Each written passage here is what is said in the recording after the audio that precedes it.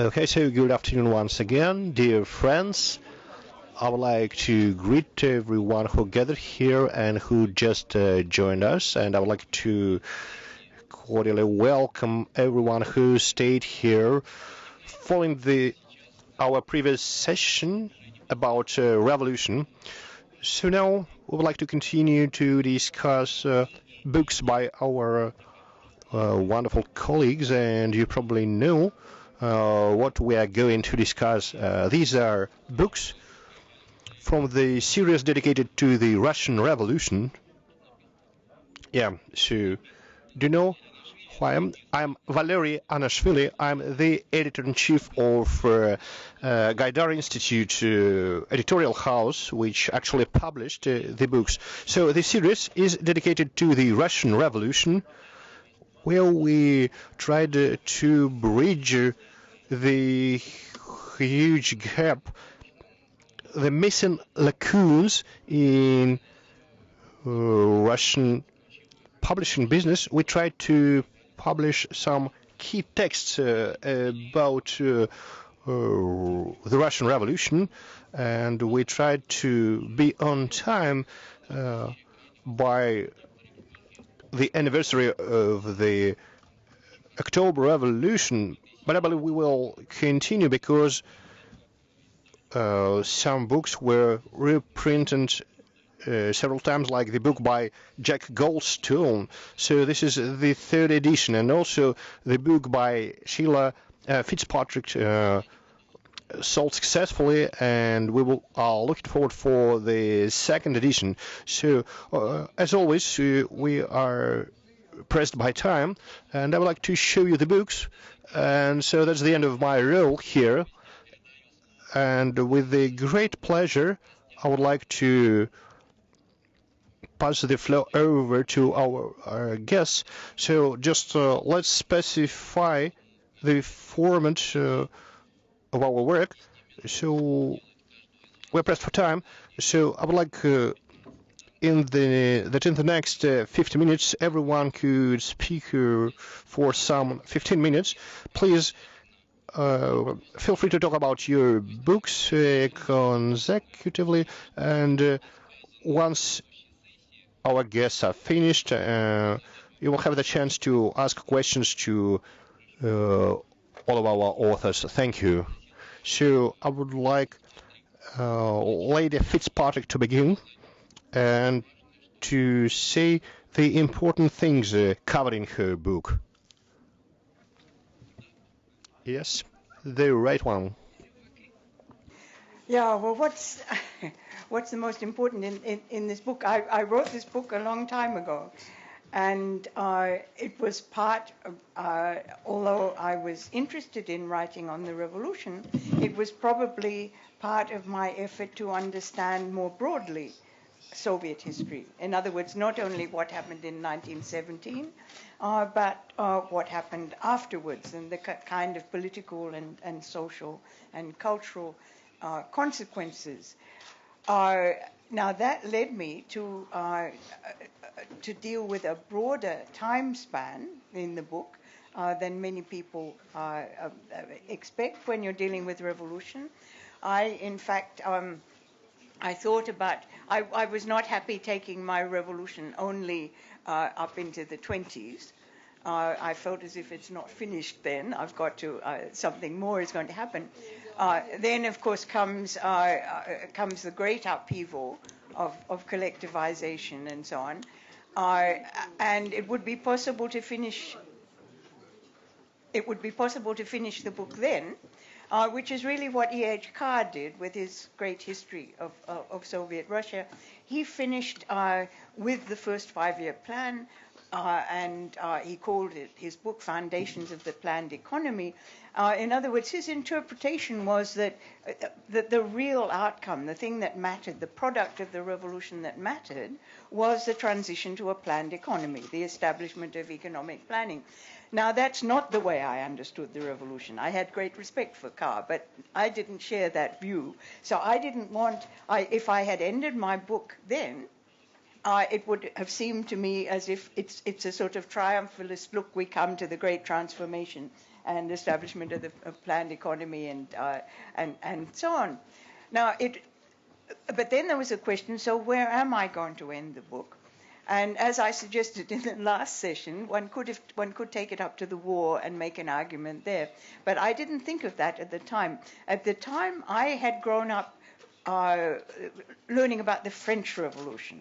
The French Revolution was the center of the study of revolutions in the way that I was originally educated in Melbourne. Now, in the French Revolution, there is no question that the terror is a part of the French Revolution. Nobody says, let's write a history of the French Revolution and leave out 1794 and Robespierre.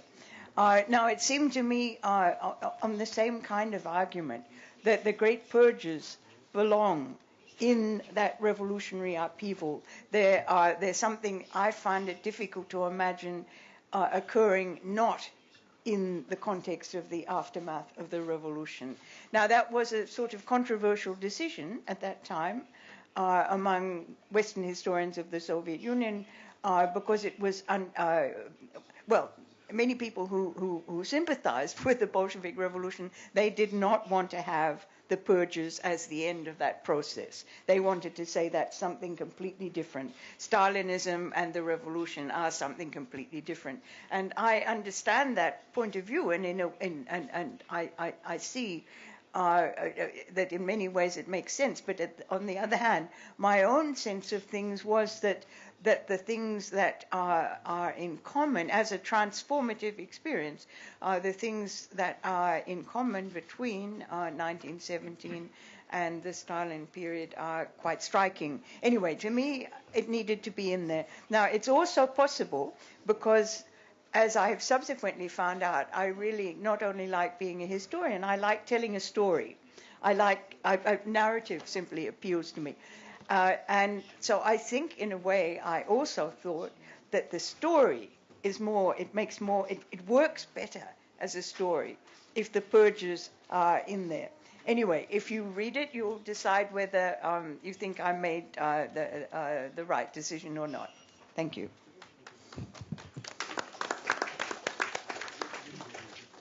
Спасибо. Thank you. I would like to ask you,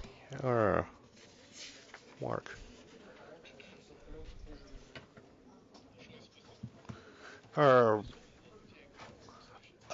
Thank you so very much. I would like to explain my statements in English.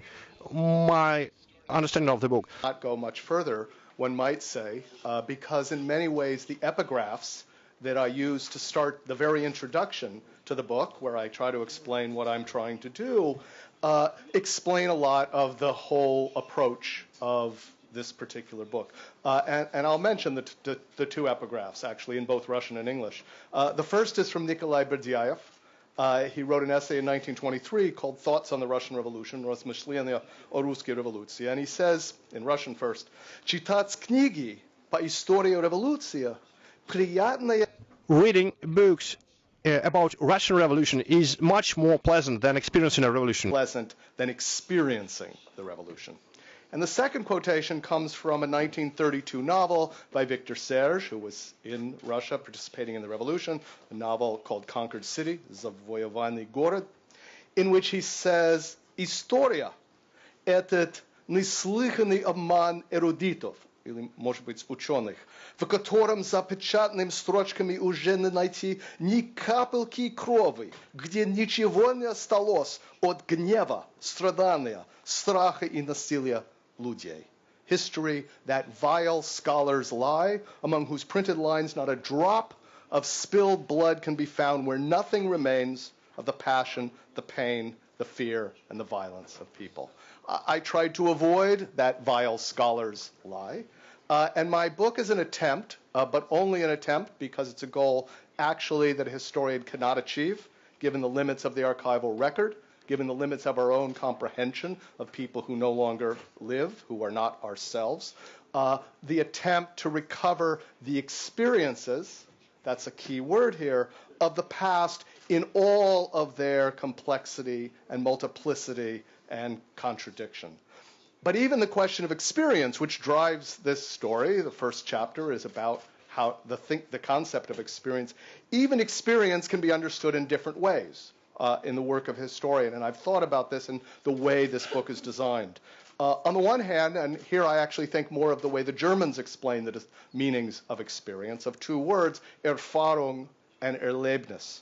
The first, Erfahrung, is experience. It's coherent, it's continuous, it's what happens when you order facts in your own life, or us as historians. Erlebnis, that other German word for experience, is more immediate, it's more particular, it's closer to everyday life, Leben.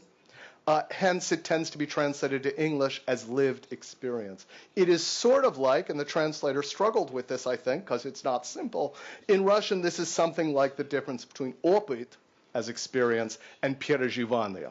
And I'm conscious of the need to reflect on both of this. As historians, we tend to be much more used to the ordered way we describe experience. We tend to want to tell a story that explains how things happened, why things happened, in the order that they take place. Much more difficult, but I think no less important, is that messy, lived experience, that переживание, in all of its messiness, of what history meant in people's lives at the moment they're participating in it and making it.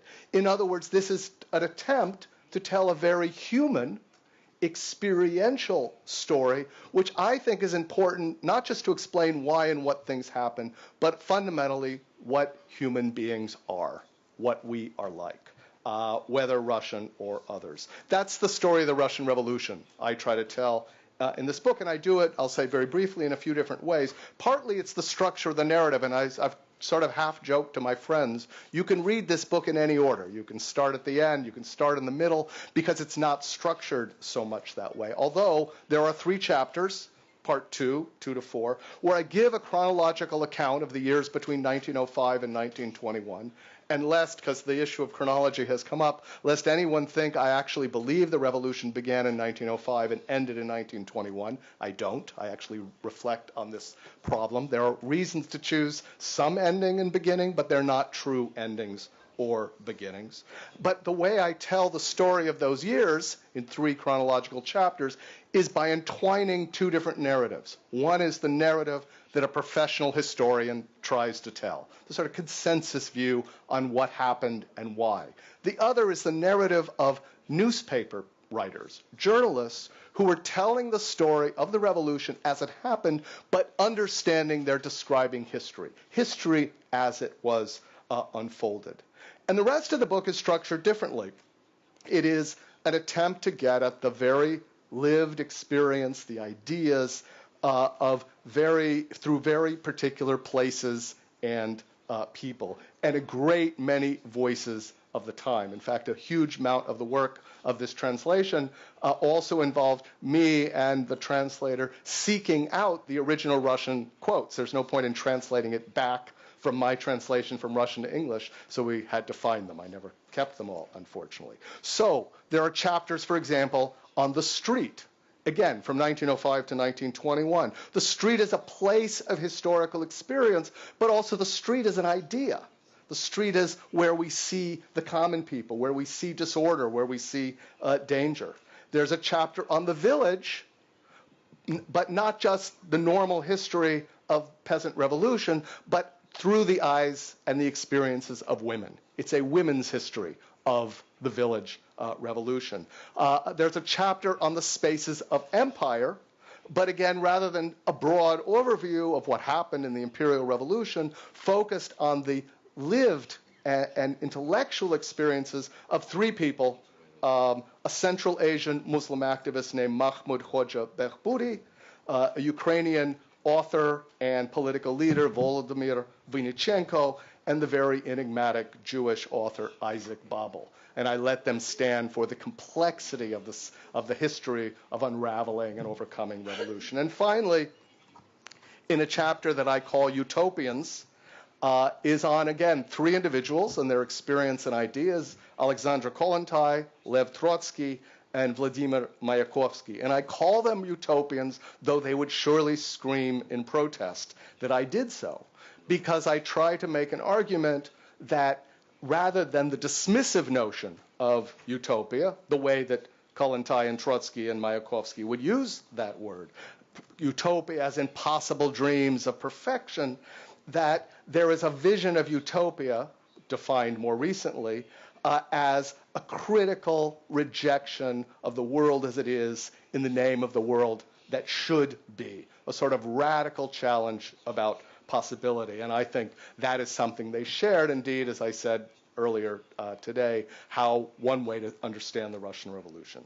And finally, and I'll conclude with this, the book is in many ways, while about experience of real people in real places, it's also maybe even ultimately a book about ideas, even a book about philosophy. But philosophy especially as understood through from the street, from the village, from the minds of various people. And one can see this in the very first chapter, which takes the unusual approach of trying to imagine we could be there in the springtime of revolution in 1917, but look at this story through voices ranging from a man who called himself a nichtozenly robochi, an insignificant worker, all the way up to significant individuals like Gorky and Andrei Biely, thinking about how the revolution was experienced.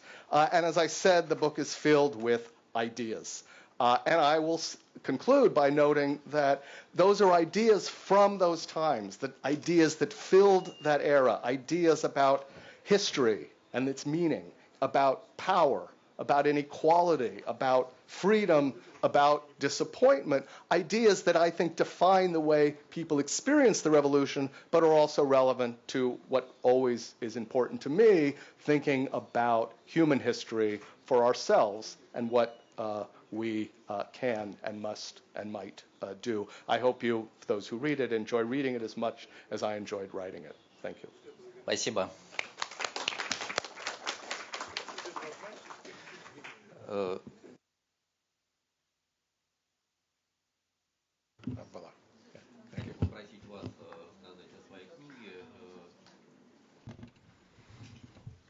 I would like to ask you to say a few words about your book.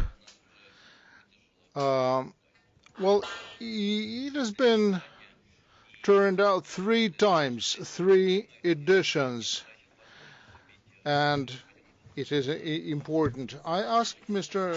Dr. Goldstone to take the floor and tell us more about it, but because this is not a research book on the Russian Revolution specifically, but it is a more broad outlook on revolution.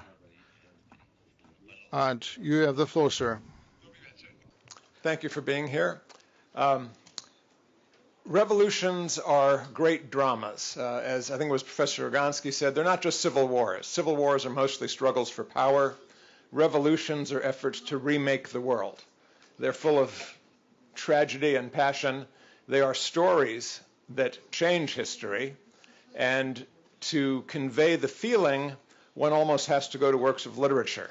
If you read Victor Hugo, if you read Pasternak, you get a sense of what it's like to go through a revolution. But the feeling of revolutions, the utopianism, also leads to myth-making. People tend to exaggerate or idealize what revolutions accomplish. So I think there's still a role for someone who's like me, not an artist, but an analyst, to try and determine what we really learn by looking at revolutions in a broad historical perspective. So my talk today, what have we learned about revolutions in history? That is what my book, A Short Introduction to Revolutions, tries to convey.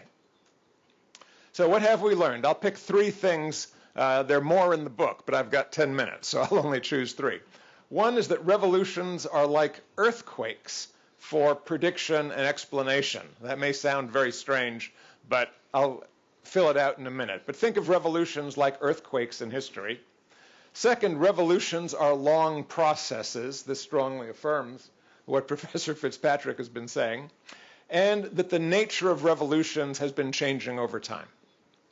Now, when I say revolutions are like earthquakes, earthquakes are part of geology, a field of natural science, yet we still find it hard, almost impossible really, to predict earthquakes. And in the study of revolutions, like earthquakes, we know where the fault lines are. We can identify places that have a greater likelihood for revolutions to occur. We know where the stresses seem to be building up. You can look for fiscal problems, inflation, corruption, debt. You can look for political infighting among the elites. You can look for bases for popular mobilization, declining wages, rising prices, youth bulges. But we don't always know the levels of these things. It's hard to tell what is the degree of elite competition. Would elites, if there's a state crisis, come together to fight that crisis? Or are they so divided that they would use a crisis for one element of the elites to try and defeat the others and thereby launch a revolution? We don't always know how angry people are. They tend to carry on their business day to day as usual, and only when a crisis actually occurs do we see how willing people are to move into the street to act on their anxieties and anger. So we don't always know the stress levels. Like an earthquake building up beneath the surface, we don't know how much pressure there is at any time, and in particular, we don't know if a small earthquake, in political terms, a riot, a large protest, we don't know whether that will release pressure, as for example in Iran in just the last couple of months, where we seem to have had uprisings and demonstrations that have now faded out, or are these going to be the precursors of a larger explosion to come? And like earthquakes, revolutions are almost always unexpected in foresight, but capable of being explained in hindsight. Once the revolution has occurred, you can identify the stresses, what actors must have been thinking, and what were the key events. But when we look at history, I don't think we will ever be able to predict revolutions. We'll always be surprised by them, but we can get a rough idea where the fault lines are and where they are likely to come. We just won't know exactly when. Now, it's also the case that revolutions tend to be long processes in which the initial transfer of power from the old regime to the revolutionaries is really just the beginning of a series of changes. Revolutionary regimes have to fight to defend themselves and consolidate. And how they carry out that fight to survive changes their character. Revolutionary regimes get tougher and more durable if they have to fight a civil or international war to defend the new regime. On the other hand, regimes that come to power without such a war often tend to be incomplete, weak, and fall again. You can think of the Ukrainian so-called Orange Revolution of 2014, a kind of short electoral revolution. Yes, a big change in government, but it did not really resolve many of the problems in the country, and it did not install a strong, well-established regime. Now, revolutions, we tend to think one and done, 1917, or maybe even 1917 to 21. But in fact, we find revolutions are subject to bursts of renewed radicalism, whether it was the collectivization movement and then the purges by Stalin in the 30s, whether it was the cultural revolution launched by Mao Zedong in the 70s, or whether it was the Cardenas nationalization and land reforms of the 1930s in Mexico. It's very common that once a revolution has occurred, there's a period of normalization, consolidation, but then the architects of the revolution worry that that revolutionary ideal, the effort to create a utopia, has become lost. Somehow the counter-revolutionaries are starting to come back, and so there's a renewed burst of radicalism or extremism that starts to come out. And as I mentioned in the last session, revolutions eventually turn to nationalism to gain their support. Whether it was in China, or in Russia or in France, even the United States, after a few decades, revolutions cease to be able to inspire passion for the revolutionary idea, and it's the attachment to the nation and the idea of building a strong and unique nation that takes over. Finally, it seems that revolutions, the revolutionary regimes that are created, tend to die out or get challenged to reverse their policies after about 60 to 80 years. That is, in that time span, the initial revolutionary generation has died out. There may have been, after 30 or 40 years, a second wave of radical reform. But after about 60 or 70 or 80 years, the business of simply running the country as a normal country takes over. China today calls itself a China with socialism with Chinese characteristics, but it's really just a market economy with an authoritarian regime run through a communist party that no longer actively carries out the ideas of communism. Much the same was true in the Soviet Union in the 60s and 70s. The United States, after its Great Revolution, found itself in a grand civil war that tore the country apart about 80 years after. So we generally find that the story of revolutions doesn't lead to a once-and-for-all change. It's a long, dynamic process with waves of counter-revolution, consolidation, renewed radicalism, and then eventually some type of change or reversal after the initial generations have passed. Finally, I'll point out that revolutions are still going on. You can see from this chart, this goes from the 40s, 2015, that the last few years we've seen a surge of revolutions again, not just in the Middle East. Everyone knows the Arab revolutions, but of course there was the Maidan revolution in Ukraine, there was a democratic revolution in Burkina Faso, there were the Boko Haram revolt in Nigeria. So we're in an era that demonstrates that revolutions have not disappeared, but rather there was a brief hiatus. Everybody thought after the 90s maybe the end of history had come and revolutions were over, and that turned out not to be the case. But revolutions have been changing in their character over time. That is to say, we've learned that in more mature populations, that is, populations with a higher median age, where more of the population is over 35, for example, and under 35, revolutions tend to be less ideological and less violent than the classic revolutions of 1789 or 1917. We saw this in the anti-communist revolutions at the end of the 1980s. We've seen it in both revolutions in Ukraine. We even saw the difference in Tunisia, which had the highest median age of any of the countries in the Middle East, and also had the least ideological and least violent revolution in that area. However, in younger populations, revolutions still are very ideological and tend to draw youth into violence. We've seen that in Egypt, Syria, and Yemen now. And I think in the future, we're more liable to see peaceful revolutions in Europe, even Asia, which is also aging fast, in Latin America. But in the very young countries of the Middle East and Africa, revolutionary violence is likely to continue. And in this map, you can see the very young countries are in green and yellow. The older, more mature countries are in orange and red. So I don't expect violent revolutions in the future of China or Russia. If there's a government change, it's more likely to be according to the model of 1989 in the Soviet Union or in Eastern Europe.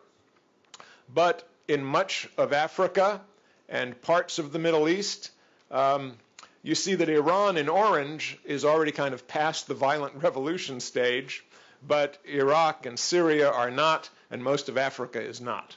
So one of the lessons we learned is that violent revolutions may still occur, but fortunately the character of revolution is changing, and in much of the northern hemisphere, the era of violent revolutions may indeed be passing to be replaced by an era of largely non-violent, but still popular-driven change.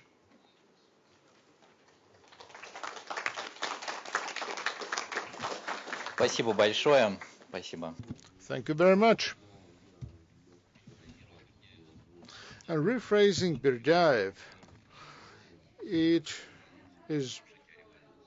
makes more pleasure to read books about revolution than living through a revolution. So we've been listening to you for like 3 hours, and still we enjoy this.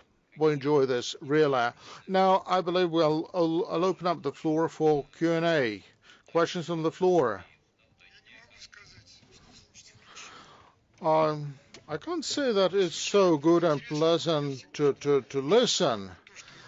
I'm always looking forward to learning something I didn't know before. What comes first? Like the genetic reasons, some inner reasons, or some government mistakes? What brings about a revolution primarily? So this brings about 2 questions now. Dostoevsky is first. So I believe Dostoevsky offered us some genetic causes of the revolution. And who are you asking this question, sir? Yes, you, Mark. A question for you. Although we were not aware of viruses or other parts of genome, and I've been listening very carefully about the cyclical nature of history. But I asked Panina and asked Petrov, and they said they disagree, that the evolution goes on by a spiral, upward moving spiral. So are we talking about the spiral development of Russia, while recalling the evolutionist by name of Chetverikov? Well, of course, this is an eternal question. History is it objective science or is it not? I'm sorry. Look, we haven't heard your books, but we have read books by Nikonov, Dostoevsky, and Vasily Shulgin. Yes, I have heard you. I have asked questions. Well, I wouldn't like to repeat them again and say that everything is clear. Well, I have not understood, I have not realized yet why I am here. Well, this is one of the achievements of the revolution. You can leave at any moment. You are free to leave at any moment. I'm sorry that you are having it so rough. Can I ask a question, please? Yes, please.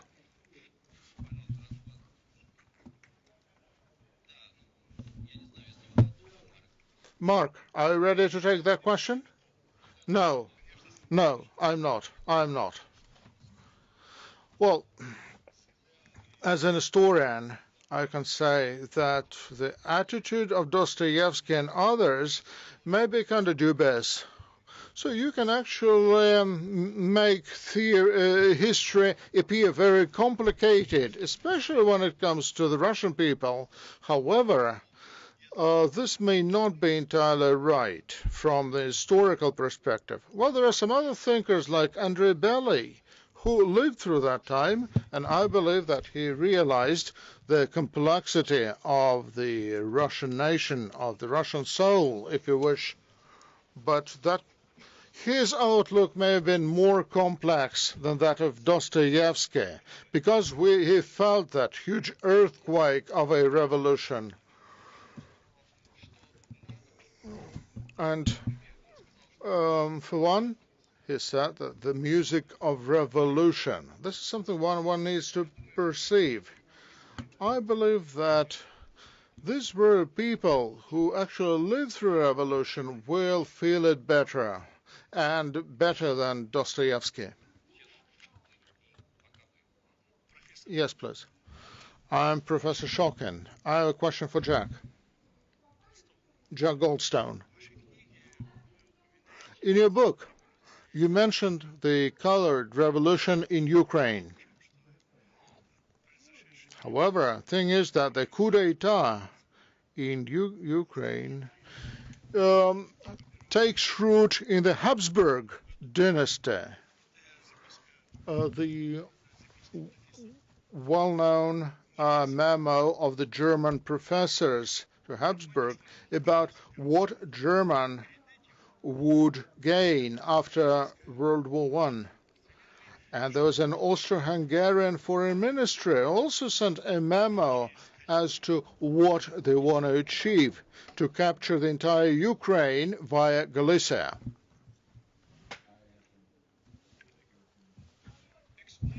Revolutions come is inordinately complex or inordinately simple, depending on how you approach it.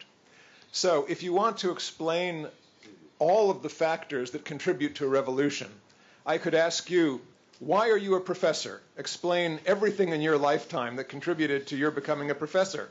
It could be a quite complicated story, and you're just one person.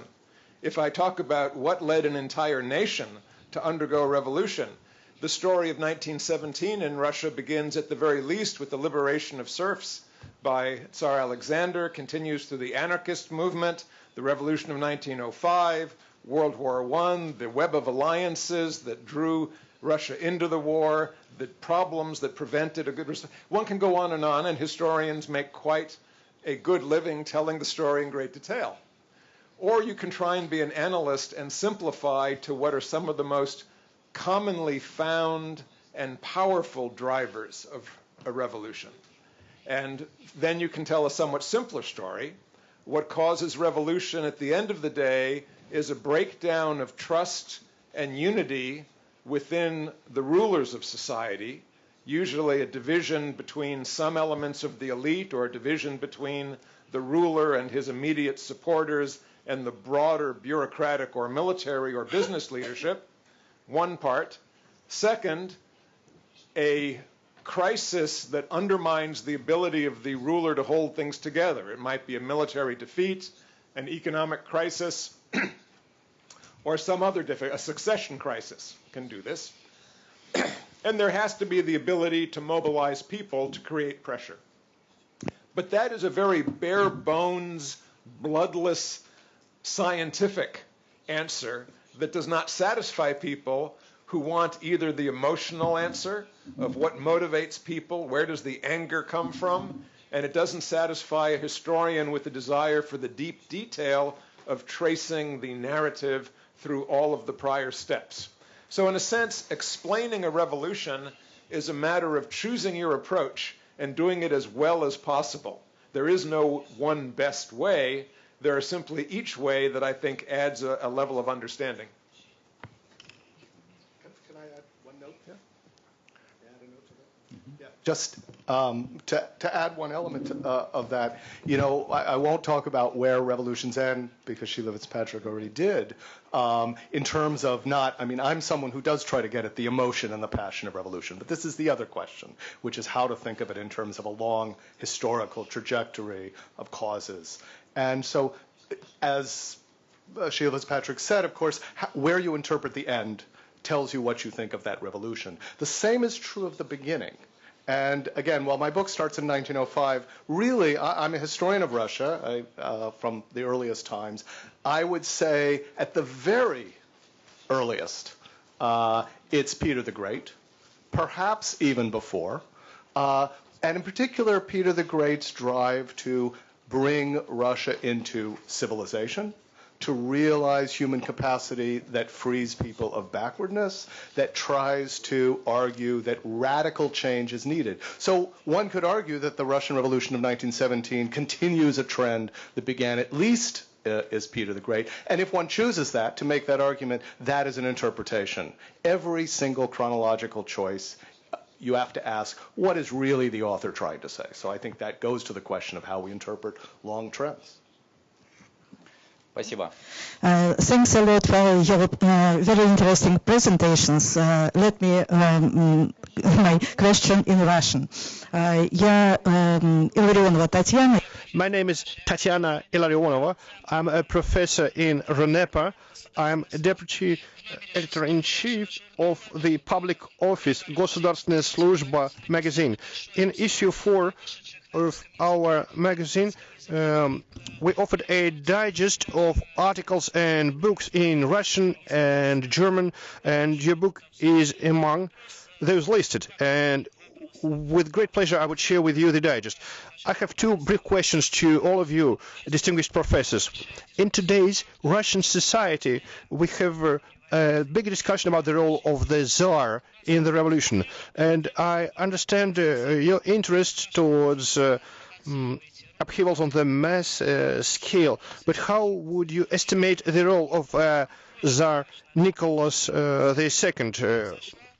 That the revolution occurred. And the second important factor was that Lenin arrived through the Germany amid war in a wagon. So I don't think that in a sealed wagon, I don't think that in Russian sources you will find any evidence of links between Lenin and the Western powers. So I believe that during the World War II, some documents could be taken to the West. So I wonder if you ever found any evidence to that in Western archives. Well, so ironically, yeah, some very nice questions. So we can discuss it till the morning. As far as I know, the last documents that came out were in the 70s. I don't know of any more that have been found. It's an interesting question. Of course, it's often surrounded by sensationalism and so on. But I've always wanted to put it in a broader context. You know, the Germans facilitated the return of Irish revolutionaries also to Ireland. But in Ireland, it's not, you know, whereas the return of the Russian revolutionaries has enormous emotional importance in our, you know, when we think about these events, the Irish seem not to take any, you know, they don't bother about it at all. There is no German gold argument in Irish historiography. So I find that interesting. On the question of Nicholas, one can, of course, put great emphasis. Well, I should perhaps say, first of all, that I'm not one of those people who feels that anything in history is inevitable, including the big events. In fact, the bigger, the less inevitable. I go along with the earthquake theory that you can say there are fault lines, you can say there are possibilities, but the notion that one could give an accurate prediction, I feel is a false one. I really seriously believe in the importance of the contingent. But then comes the question of which contingent are you particularly going to stress. And my sense there are, you can of course make a whole list of, as it were, mistakes, things that Nikolai did, failure to reform and so on, that led in the direction making revolution more likely. I myself would probably tend rather to stress the war, the fact of the war and the military defeats. In other words, these are two different kinds of factors. They're both important in influencing the outcome, but I personally would tend to stress the war more. Спасибо. Да, пожалуйста. Yeah, these are. I'll be very brief on Lenin, and then I'll say a little bit more about Tsar Nicholas. So the thing that's important, I think, again, is understanding from a historical actor's point of view. And I think when it comes to Lenin, and I will say the same actually about Nicholas II, when it comes to Lenin, to a certain extent, the real question is not, we know he was allowed to pass through the country, and you could judge that as it will. Whether he received money from Germany or not is a question of fact. But the real question is, what was his intentionality? Was it to become an agent of the German government? I think every piece of shred of evidence about what happened and what he said makes it clear quite not. Lenin was a revolutionary, willing to take any opportunity, turn it into a dialectical understanding of possibility, and take what opportunities there were to make the revolution he believed in. So one might say by asking Lenin's own point of view, it changes the calculus of how we interpret the German gold and the closed train. Nicholas, I should say some years ago in the 90s, when the archives first became open, I was invited to work as a collaborator with a Russian scholar in Moscow of material concerning Nicholas's last year and a half, from February of 1917 till his execution in 1918. And a vast amount of material was held in Garf, in the archive, which I published. There's also a Russian version of the book, published many of those, plus many other documents. In order to do that book, it's called The Fall of the Romanovs, and in order to do that book, I decided it was necessary for me to understand Nicholas from his own point of view. I see myself as a sort of intellectual historian that's concerned with any class of people, from workers to the Tsar. And so I read everything he wrote, every account of his speeches. They're not always that interesting. But what I discovered is that many of them, at least I argued, many of the myths about Nicholas as saint, who didn't love power, that's one view, who didn't care about power, who was willing is devoted to his family, who was devoted to God, who was devoted to fate, and saint was willing and died not just as a martyr, but as a Christian figure.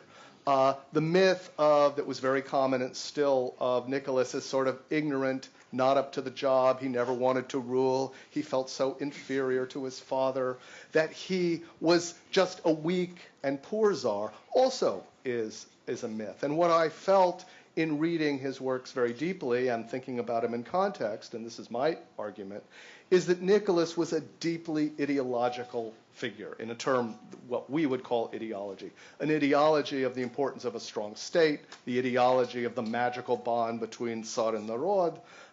He was so, and I could go on, but it should be familiar to many of you, he was so attached to basically a 17th century model of rulership, a model of a society, that it was very hard for him to accept modern innovations like representative politics and the chaos of argument and modern notions.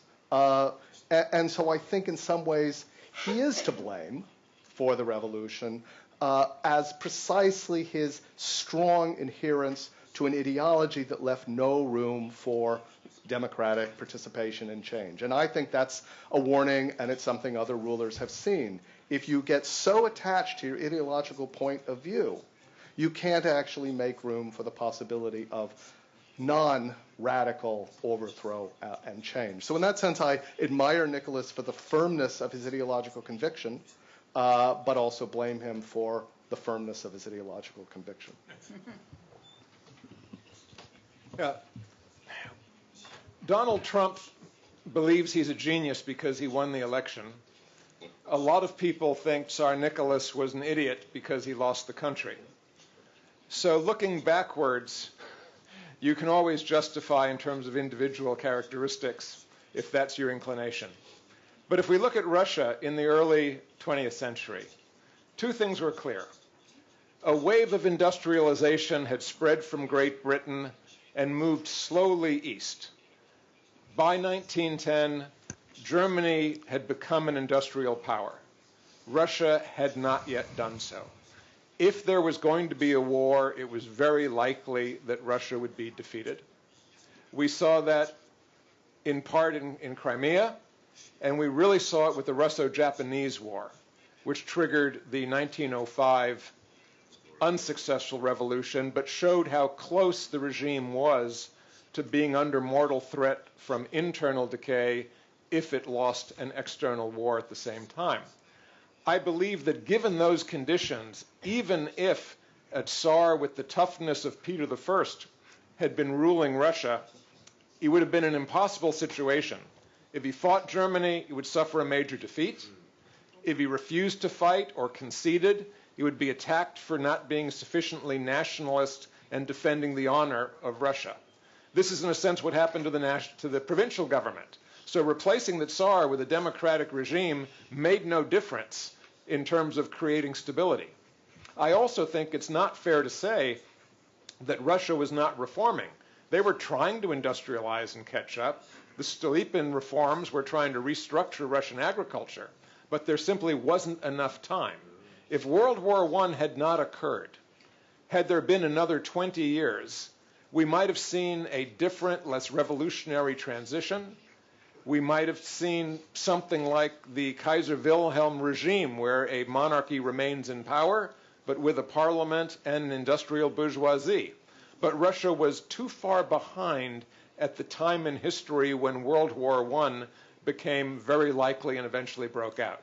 So I think that I agree with Sheila that the war was really the crucial factor, and the character of the Tsar complicated it. I agree completely with Mark that the extremely traditional authoritarian religious bent of Nicholas made it impossible for him personally to preside over constitutional reforms. But that is a lesser factor, I think, than the broader picture of Russia's overall economic development in the broader European constellation in which it was forced to fight a war against other European nations. Спасибо. В предисловии, секунду, In the foreword and the introductory word by Lady Fitzpatrick, we see that she says that ironically the 100th anniversary of the revolution in Russia is not celebrated the way it could have been celebrated as an event which really transformed the entire world. And we try to analyze why this is the case. So despite the fact that in the previous session one of our colleagues mentioned that there was a host of books published on the revolution, I would not agree with that. So in our series of book we don't feel the skill. So because there is no I don't feel there is an elaborated form of discussion on revolution in place on how we can discuss revolution without revoking spirits of the revolution and that spirit of the research which would allow us to use all the background accumulated by the historians. So sadly we ran out of time, and here we need to end our meeting. And to wrap up, I would like to tell you that the wonderful books by our distinguished colleagues will allow you, will encourage you to understand the very phenomenon of the Russian Revolution. Thank you so very much. We were happy to listen to you all. Thank you.